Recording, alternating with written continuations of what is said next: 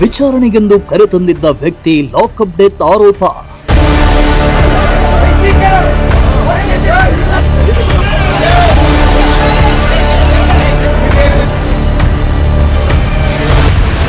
ಪೊಲೀಸರ ಹಲ್ಲೆಯಿಂದಲೇ ಸಾವನ್ನಪ್ಪಿದ್ದಾನೆ ಎಂದು ಆಕ್ರೋಶ.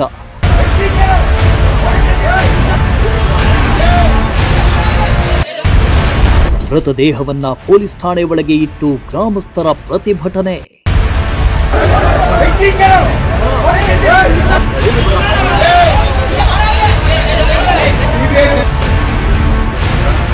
ತುಮಕೂರು ಜಿಲ್ಲೆಯಲ್ಲಿ ಯುಗಾದಿ ಹಬ್ಬದ ದಿನವೇ ಘೋರ ದುರಂತವೊಂದು ಸಂಭವಿಸಿದ್ದು ಗ್ರಾಮಸ್ಥರನ್ನ ಕೆರಳುವಂತೆ ಮಾಡಿದ್ದು ಇಡೀ ತಾಲೂಕಿನಲ್ಲಿ ಉದ್ವಿಗ್ನ ಪರಿಸ್ಥಿತಿ ನಿರ್ಮಾಣವಾಗಿದೆ. ಹೌದು, ವಿಚಾರಣೆಗೆಂದು ವ್ಯಕ್ತಿಯೋರ್ವನನ್ನ ಪೊಲೀಸ್ ಠಾಣೆಗೆ ಕರೆತಂದಿದ್ದು ವ್ಯಕ್ತಿ ಅನುಮಾನಾಸ್ಪದವಾಗಿ ಸಾವನ್ನಪ್ಪಿದ್ದು ಲಾಕಪ್ ಡೆತ್ ಆಗಿದೆ ಅಂತ ಗ್ರಾಮಸ್ಥರು ಆರೋಪಿಸಿ ಪೊಲೀಸರ ವಿರುದ್ಧ ಆಕ್ರೋಶ ಹೊರಹಾಕಿರೋ ಘಟನೆ ತುಮಕೂರು ಜಿಲ್ಲೆ ಚಿಕ್ಕನಾಯಕನಹಳ್ಳಿ ತಾಲೂಕಿನ ಹುಳಿಯಾರು ಪಟ್ಟಣದಲ್ಲಿ ನಡೆದಿದೆ.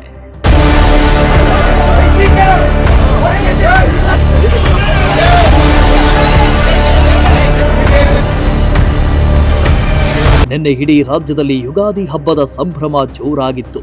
ಇತ್ತ ತುಮಕೂರು ಜಿಲ್ಲೆ ಚಿಕ್ಕನಾಯಕನಹಳ್ಳಿ ತಾಲೂಕಿನ ಯಳನಾಡು ಗ್ರಾಮದಲ್ಲಿ ಯುಗಾದಿ ಹಬ್ಬದ ಪ್ರಯುಕ್ತ ನಿನ್ನೆ ಸಂಜೆ ಜೂಜಾಟ ನಡೀತಾ ಇದೆ ಅಂತ ದೂರು ಬಂದಿತ್ತು.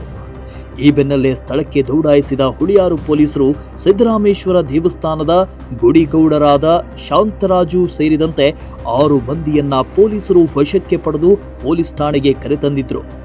ಪೊಲೀಸರು ವಿಚಾರಣೆ ನಡೆಸಿದ್ದು ಪೊಲೀಸರು ಕಾಂತರಾಜು ಎಂಬಾತನ ಮೇಲೆ ಹಲ್ಲೆ ಮಾಡಿದ್ದು, ಹಲ್ಲೆಯಿಂದ ಕಾಂತರಾಜು ಕುಸಿದು ಬಿದ್ದಿದ್ದು ಮೃತಪಟ್ಟಿದ್ದಾರೆ ಅಂತ ಗ್ರಾಮಸ್ಥರು ಗಂಭೀರ ಆರೋಪ ಮಾಡಿದ್ದಾರೆ. ರಾತ್ರಿ 8:45 ಸುಮಾರಿಗೆ ಕಾಂತರಾಜು ಅವರನ್ನ ಪೊಲೀಸ್ ಠಾಣೆಯಿಂದ ಸ್ಪಂದನ ಆಸ್ಪತ್ರೆಗೆ ಕರೆದೊಯ್ದಿದ್ದು, ಶಾಂತರಾಜು ಅವರನ್ನ ಪರೀಕ್ಷಿಸಿದ ವೈದ್ಯರು ಸಾವನ್ನಪ್ಪಿರೋ ಬಗ್ಗೆ ದೃಢಪಡಿಸಿದ್ದಾರೆ.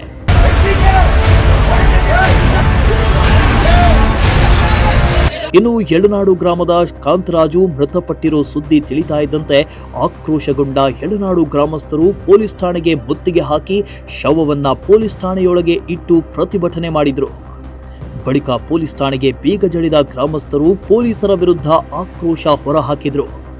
ಇನ್ನು ಮಾಜಿ ಸಚಿವ ಮಾಧುಸ್ವಾಮಿ, ಮಾಜಿ ಶಾಸಕ ಕಿರಣ್ ಕುಮಾರ್ ಠಾಣೆಗೆ ಭೇಟಿ ನೀಡಿ ಮೃತರ ಕುಟುಂಬಸ್ಥರಿಗೆ ಸಾಂತ್ವನ ಹೇಳಿದ್ರು. ಈ ವೇಳೆ ಘಟನೆ ಕುರಿತು ನಿಷ್ಪಕ್ಷಪಾತವಾಗಿ ತನಿಖೆ ಆಗಬೇಕು ಅಂತ ಒತ್ತಾಯಿಸಿದ್ರು. ಇತ್ತ ಎಸ್ಪಿ ಅಶೋಕ್ ಕೂಡ ಭೇಟಿ ನೀಡಿ ಪರಿಶೀಲನೆ ನಡೆಸಿದ್ರು. ಈ ವೇಳೆ ಗ್ರಾಮಸ್ಥರು ಪೊಲೀಸರ ಹಲ್ಲೆಯಿಂದಲೇ ಕಾಂತರಾಜು ಸಾವನ್ನಪ್ಪಿದ್ದಾರೆ ಅಂತ ಗಂಭೀರ ಆರೋಪ ಮಾಡಿದ್ದು, ಕೂಡಲೇ ತಪ್ಪಿತಸ್ಥರ ವಿರುದ್ಧ ಕ್ರಮ ಕೈಗೊಳ್ಳುವಂತೆ ಆಗ್ರಹಿಸಿದ್ರು. ಅಲ್ಲದೆ ವಿಡಿಯೋ ಚಿತ್ರೀಕರಣ ಮಾಡಿ ಮೃತದೇಹದ ಪರೀಕ್ಷೆ ನಡೆಸುವಂತೆ ಒತ್ತಾಯಿಸಿದ್ರು. ಸಂಜೆ ಸಿದ್ದರಾಮೇಶ್ವರನ ದೇವಸ್ಥಾನ ಇದೆ. ಸಿದ್ದರಾಮೇಶ್ವರನ ದೇವಸ್ಥಾನದಿಂದಗಡೆ ಮಠ ಇದೆ. ನಾನೇನು ಮಾಡಿದೆ, ಮಠದ ಹತ್ರ ಹೋದೆ. ಮಠದ ಹತ್ರ ಹೋಗಿ ನಾನು ಪೇಮೆಂಟ್ ಕೊಡಬೇಕಿತ್ತು ನಮ್ಮ ಹುಡುಗರಿಗೆ. JCB ಇದೆ, ನಾನು ಅವ್ರಿಗೆ ಪೇಮೆಂಟ್ ಕೊಡ್ಲಿಕ್ಕೆ ಹೋಗಿದ್ದೆ. ಅಷ್ಟೊತ್ತಿಗೆ ಒಂದು ಕಾರ್ ಬಂದ್ಬಿಟ್ಟು ಒಂದು 4-5 ಜನನ ನಮ್ಮನ್ನೆಲ್ಲ ಎತ್ತಕೊಂಡು ಹೋಗ್ಬಿಟ್ರು ಹುಳಿಯಾರು ಸ್ಟೇಷನ್ಗೆ. ಹುಳಿಯಾರು ಸ್ಟೇಷನ್ನಲ್ಲಿ ಕರ್ಕೊಂಡೋಗಿ ನಮ್ಮನ್ನೆಲ್ಲ ಸ್ಟೇಷನ್ನಲ್ಲಿ ಒಳಗಾಕಿದ್ರು. ಪೊಲೀಸ್ ಕಾರಲ್ಲಿ ಬಂದಿರಲಿಲ್ಲ ಅವರು, ಬೇರೆ ಪ್ರೈವೇಟ್ ಕಾರಲ್ಲಿ ಬಂದಿದ್ರು. ಎಲ್ಲ ಸಿವಿಲ್ ಡ್ರೆಸ್ಸಲ್ಲಿ ಬಂದಿದ್ರು. ಸರಿ, ನಮ್ಮನ್ನು ಒಳಗಡೆ ಕುಂಟಿಸ್ಬಿಟ್ಟು ಆಮೇಲೆ ಒಂದು ಹಾಫ್ ಆನ್ ಅವರ್ 1 ಅವರ್ ಆದಮೇಲೆ ಎಲ್ಲ ಸ್ಟೇಟ್ಮೆಂಟ್ ತಗೊಂಡ್ರು. ನಿಮ್ಮದೇನು, ಎತ್ತ, ಯಾವ ಊರು. ಆಮೇಲೆ ಅವನು ಡೆತ್ ಆಗಿದ್ದಾನಲ್ಲ, ಅವನನ್ನು ಕೇಳಿದ್ರು. ಅವನೇನು ಮಾಡ್ದ, ಮನೆಗೆ ಬಿಟ್ಟಿದ್ದ. ಅವನಿಗೆ ನೀರು ಕೊಡೋದ್ರು, ನೀರು ಕೊಡಲಿಲ್ಲ ಅವರು. ಅವನ ಬಗ್ಗೆ ಕೇರ್ಲೆಸ್ ಮಾಡಿರು. ಆವಾಗ ಅವನೇನು ಮಾಡ್ದ, ಹೇಳ ನಿಂದು ಅಡ್ರೆಸ್ ಹೇಳ, ನಿಂದು ಯಾವ ಊರು, ನಿಮ್ಮಪ್ಪ, ಇನ್ನೊಂದು ಎಲ್ಲ ಹೇಳು ಅಂತ ಕಾಲಲ್ಲೇ ಹೊಡೆದ್ರು ಅವನಿಗೆ. ಅವನೇನು ಮಾಡ್ದ, ಹಂಗೂ ಎದ್ದು ಕುತ್ಕೊಂಡು ಹೇಳ್ದ, ನಂದು ಈ ಊರು, ನಮ್ಮ ಅಪ್ಪಾರು ಇಂಥವ್ರು ಎಲ್ಲ ಹೇಳಾಯಿತು. ಆಚೆಗೆ ಬಂದ್ವಿ. ಆಚೆಗೆ ಬಂದ ತಕ್ಷಣವೇ ಕುಸ್ದು ಬಿದ್ದು ಅಲ್ಲೇ ಮೋಸ್ಟ್ಲಿ ಅಲ್ಲೇ ಡೆತ್ ಆದ. ಚೆಕಪ್ಗೆ ಅಂತ ಅಲ್ಲೇ ಪಕ್ಕ ಹಾಸ್ಪಿಟ್ಲಿಗೆ ಕರ್ಕೊಂಡು ಹೋದ್ವಿ. ಹೋಗಿತ್ತು. ಆಮೇಲೆ ತಗೊಂಬಂದು ಸ್ಟೇಷನ್ ಹತ್ರ. ಎಷ್ಟು ಜನ ಕರ್ಕೊಂಡು ಹೋದ್ರು? 5 ಜನ ನಾವು. ಹೋದ ತಕ್ಷಣ ಏನಾದ್ರು ಹೊಡೆದ್ರೆ? ನಮ್ಗೆ ಹೊಡಿಲಿಲ್ಲ, ಅವನಿಗೆ ಹೊಡೆದ್ರು. ನಮಗೇನು ಹೊಡಿಲಿಲ್ಲ. ನಮಗೊಂದು 2 ಡೇಟ್ ಹೊಡೆದಿದ್ರು. ಬಟ್ ನಾವು ತಲೆ ಕೆಡಿಸ್ಕೊಳ್ಳಿಲ್ಲ. ಅವನಿಗೆ ಅಮಾಯಕನ್ನ, ಅವನಿಗೆ ಪ್ರಾಬ್ಲಮ್ ಇದೆ ಅಂದರೂ ಸಹ ರೆಸ್ಪಾನ್ಸೇ ಮಾಡಲಿಲ್ಲ. ಏನು ಪ್ರಾಬ್ಲಮ್ ಅಂತಲೇ ಗೊತ್ತಿಲ್ಲ, ಸುಸ್ತಾದಂಗೆ ಆಡ್ದ, ಬಟ್ ಅವರು ತಲೆ ಕೆಡಿಸ್ಕೊಳ್ಳಿಲ್ಲ. ಸದ್ಯ ಪೊಲೀಸ್ ಠಾಣೆಯಲ್ಲಿ ಮೃತಪಟ್ಟಿರುವ ಕಾಂತರಾಜು ಅವರ ಮೃತದೇಹವನ್ನ ಮರಣೋತ್ತರ ಪರೀಕ್ಷೆಗಾಗಿ ಜಿಲ್ಲಾ ಆಸ್ಪತ್ರೆಗೆ ರವಾನಿಸಲಾಗಿದೆ. ಮರಣೋತ್ತರ ಪರೀಕ್ಷೆಯ ವರದಿ ಬಂದ ನಂತರವಷ್ಟೇ ಸಾವಿಗೆ ನಿಖರ ಕಾರಣ ತಿಳಿಯಲಿದೆ. ಒಂದು ವೇಳೆ ಪೊಲೀಸರ ಕಡೆಯಿಂದ ಲೋಪವಾಗಿದ್ರೆ ಕಠಿಣ ಕ್ರಮ ಕೈಗೊಳ್ಳಲಾಗುವುದು ಅಂತ ಹಿರಿಯ ಪೊಲೀಸ್ ಅಧಿಕಾರಿಗಳು ಭರವಸೆ ನೀಡಿದ್ದಾರೆ. ಮುನ್ನೆಚ್ಚರಿಕಾ ಕ್ರಮವಾಗಿ ಹುಳಿಯಾರು ಪಟ್ಟಣದಲ್ಲಿ ಹೆಚ್ಚಿನ ಪೊಲೀಸ್ ಬಂದೋಬಸ್ತ್ ನಿಯೋಜಿಸಲಾಗಿದೆ.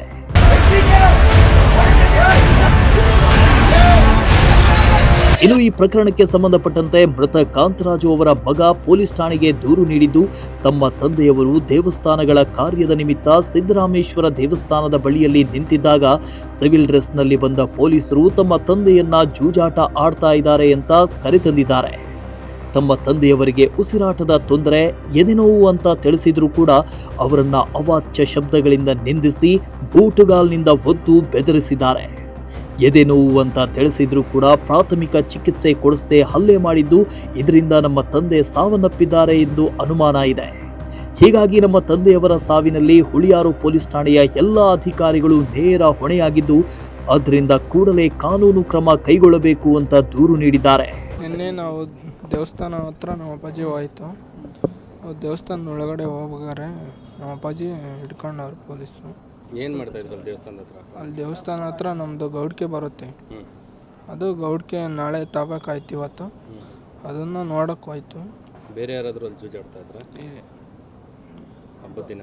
ಏನು ಗೊತ್ತಿಲ್ಲ ಸರ್ ನಂಗೆ. ಹಂಗಾಗಿ ಹೋಗ್ತಾ ಇತ್ತು ದೇವಸ್ಥಾನ ಒಳಗಡೆ, ಅವಾಗ ಬಂದು ಹಿಡ್ಕೊಂಡು ಹೋಗಿದ್ರು. ಹಿಡ್ಕೊಂಡು ಹೋದ್ಮೇಲೆ ಸ್ಟೇಷನ್ನಾಗಿ ಇವರು ಫೋನ್ ಮಾಡಿದ್ರು, ಸ್ಟೇಷನ್ನಾಗ ಐತೆ ಬರ್ರಿ ಅಂತ. ಎಷ್ಟೊತ್ತಿಗೆ ಹಿಡ್ಕೊಂಡು ಹೋಗಿದ್ರು? ಅಲ್ಲಿ 6 ಗಂಟೆ ಆಗಿತ್ತು. ಓಕೆ, ಮತ್ತೆ ಸ್ಟೇಷನಿಂದ ಯಾವಾಗ ಫೋನ್ ಬಂತು? ನಮಗೆ 9 ಗಂಟೆಗೆ ಫೋನ್ ಮಾಡಿದ್ರು. ಏನಂತ ಹೇಳಿದ್ರು? ಅದೇ ಬರೀ ಸ್ಟೇಷನ್ ತೆಗಿ ಅಂತ. ಏನಾಗಿದೆ ಅಂತಂದು ಯಾವ ಹೇಳಲಿಲ್ಲ. ಆಮೇಲೆ ಸ್ಟೇಷನ್ ತಗೋದ್ಮೇಲೆ ನಮ್ಮ ಸತ್ತೋಗಿತ್ತು, ಡೆತ್ ಆಗಿದ್ರು ಹೋಗಿ ನೋಡಿದಾಗ. ಹಾಂ. ಯಾರು ನಿಮಗೆ ಫೋನ್ ಮಾಡಿದ್ದು? ಊರವರು. ಅಲ್ಲ, ನಿಮಗೆ ಫೋನ್ ಮಾಡಿದ್ದವ್ರು ಯಾರು? ಸ್ಟೇಷನಿಂದ ಅಲ್ಲ, ಊರವರೇ ಫೋನ್ ಮಾಡಿ. ಓಕೆ, ಪೊಲೀಸರು ಯಾರು ನಿಮಗೆ ಏನು ತಿಳಿಸ್ತಿಲ್ಲ? ಇಲ್ಲ. ಓಕೆ, ಏನಾಗಿತ್ತು ಹೋಗಿ ನೋಡಿದಾಗ ಸತ್ತೋಯ್ತು. ಏನಾಗಿತ್ತಂತೆ ಅಲ್ಲಿ ಹೋಗಿ? ಅಲ್ಲಿ ಪೊಲೀಸ್ ಏನೋ ಒದೆ ಕೊಟ್ಟರು, ಬೂಟ್ ಕಾಲಾಗ ಏನೋ ಹೊಡೆದ್ರು ಅಂತ ಹೇಳಿರು. ಅಲ್ಲಿ ಜೊತೆಗಿದ್ದರು. ನಿಮ್ಮ ಅಪ್ಪಾಜಿಯವ್ರಿಗೆ ಏನಾದ್ರು ಸಮಸ್ಯೆ ಇರ್ತಾ ಇದೆ? ಇಲ್ಲ ಸಹ, ಏನಿರಲಿಲ್ಲ. ಇಲ್ಲ, ಕಂಪ್ಲೇಂಟಲ್ಲಿ ಕೆಲವೆಲ್ಲ ಏನೇನೋ ಹೆಲ್ತ್ ಇಶ್ಯೂಸ್ ಎಲ್ಲ? ಇಲ್ಲ, ಏನಿರಲಿಲ್ಲ, ಏನಿರಲಿಲ್ಲ. ಅಲ್ಲ, ಅವ್ರು ಟ್ರೀಟ್ಮೆಂಟ್ಗೇನೋ ಕರ್ಕೊಂಡು ಹೋಗಿಲ್ಲ ಪೊಲೀಸರು? ಹಾಂ, ಪೊಲೀಸವ್ರು ಏನೋ ಕರ್ಕೊಂಡು ಹೋಗ್ಲಿಲ್ಲ ಅಂತೆ. ಏನು ಸಮಸ್ಯೆ ಆಗಿತ್ತು ತಂದೆಯವ್ರಿಗೆ? ಏನು ಇಲ್ಲ ಸಮ್. ಆಯ್ತು, ಪೊಲೀಸರೆಲ್ಲ ಬಂದಿದ್ರು, ಏನು ಹೇಳಿದ್ರು? ಮಾತಾಡ್ತಾರೆ, ಎಸ್ ಪಿ ಅವ್ರು ಮಾತಾಡ್ತಾರೆ. ಇದೇ ಎಸ್ ಪಿ ಅವ್ರಿಗೆ ಕಂಪ್ಲೇಂಟ್ ಕೊಟ್ಟರು, ಏನು ಹೇಳಿದ್ರು? ಹಾಂ, ಕಂಪ್ಲೇಂಟ್ ಕೊಟ್ಟಿವಿ. ಯಾರ ಮೇಲೆ ಕೊಟ್ಟಿದ್ದೀರಿ? ಪೊಲೀಸ್ ಮೇಲೆ. ಇವರು ಒಂದಿಬ್ಬರು ಅಲ್ಲಿ ಕುಂತಿದ್ರು, ನಾವು ದೇವಸ್ಥಾನ ಮುಂದೆ ಇದ್ವಿ, ಅದಾಡ್ತಾ ಇದ್ದಿದ್ದು ಎಲ್ಲೋ, ನಾವಿದ್ದಿದ್ದೆಲ್ಲೋ. ಸುಮ್ಮನೆ ಬಂದು ನಮಗೂ ಹಿಡ್ಕೊಂಡು ಹೋದ್ರು. ಇಲ್ಲ ಸಹ, ಆ ಕಡೆಯಿಂದ ಬಂದ್ವಿ. ಪೊಲೀಸ್ ಅಂದರೆ ಎಂಥವ್ರಿಗೂ ಗಾಬರಿ ಅಲ್ಲ, ಎಲ್ಲರೂ ಎದ್ದೋಡಿರಲ್ಲ. ಯಾರು? ನಾವು ಅಲ್ಲಿ ಆಡ್ತಿದ್ರು ಸಹ, ಅಲ್ಲಿ ಆಡ್ತಿದ್ರು. ನಮಗೇನು, ನಾವೇನು ಆಡ್ತಿರ್ಲಿಲ್ಲ. ನಾವು ಹಿಂಗೆ ಮುಂದೆ ಪಾಸ್ ಆದ್ವಲ್ಲ, ನೀನು ಓಡ್ ಬಂದೆ ಅಂತ ನನಗೂ ಹಿಡ್ಕೊಂಡ್ರು. ಬಂದರು, ಎಲ್ಲರಿಗೂ ಒಂದು 5 ಜನಕ್ಕೆ ಹಿಡ್ಕೊಂಡ್ರು, ಕುಂಡ್ರಿಸ್ಕೊಂಡ್ರು. 6 ಜನಕ್ಕೆ ಹಿಡ್ಕೊಂಡಿದ್ರು ಆ್ಯಕ್ಚುಲಿ. ಅಲ್ಲೊಬ್ರು ಹುಷಾರಿಲ್ಲ ಅಂತ ಒಬ್ರಂಗೆ ಅಲ್ಲೇ ಬಿಟ್ಟರು.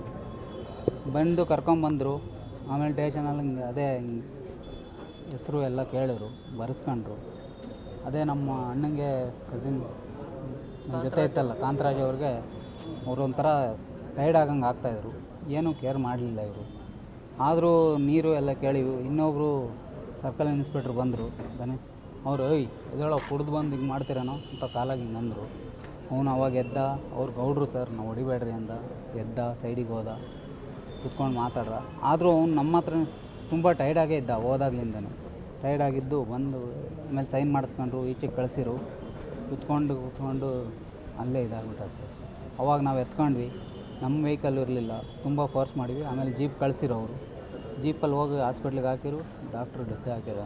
ನಾವು ಆಮೇಲೆ ಜನ ಎಲ್ಲ ಬಂದರು, ಮತ್ತೆ ಸ್ಟೇಷನ್ಗೆ ತಂದು ಹಾಕಿದ್ವಿ. ಈಗ ನಿಮಗೆ ಊರಲ್ಲಿ ಹೇಳಿ ಹಿಡ್ಕೊಂಡು ಹೋಗೋ ಸಂದರ್ಭದಲ್ಲಿ ಓಡಾಡಿಸಿದ್ರ ಓಡಾಡ್ಸಿದ್ರು ಸರ್. ಅವಾಗ ಇವರು ಏನೋ ಬಿದ್ದಿದ್ರ ಕಾಂತರಾಜ್? ಇಲ್ಲ ಸರ್, ಏನು ಅವ್ರು ಓಡಿರಲಿಲ್ಲ. ನಮ್ಮ ಅಣ್ಣನೂ ನಾವು ಫ್ರೆಂಡ್ಸೇ ಎಲ್ಲ ಒಂದು ಊರವ್ರು ಅಂದಮೇಲೆ ಇದ್ದೇ ಇರ್ತಾರೆ, ಅಲ್ಲಿದ್ವಿ. ಈಗ ನಿಮ್ಮ ಊರಿಂದ ನಿಮ್ಮ ಊರಿಂದ ಅವರು ಭಯದಿಂದನೇ ಅರ್ಧ ಸುಸ್ತಾದರು ಸರ್. ಪೊಲೀಸ್ ಅವ್ರಿಗೆಲ್ಲ ಗೌಡ್ರಲ್ಲ, ದೇವಸ್ಥಾನ ಗೌಡ್ರು, ಅವ್ರಿಗೊಂದು ಪ್ರೆಸ್ಟೀಜ್ ಇರುತ್ತೆ. ಹಿಂಗೆ ಸ್ಟೇಷನಿಗೆ ಕರ್ಕೊಂಬಂದ್ಬಿಟ್ರಲ್ಲ, ಕಾಲಾಗೆಲ್ಲ ಟಚ್ ಮಾಡಿಬಿಟ್ರಲ್ಲ ಅನ್ನೋ ಭಯದಿಂದ ಆ ಥರ ನಿಮ್ಮೂರಿಂದ ಸ್ಟೇಷನ್ಗೆ ಎಷ್ಟು ದೂರ?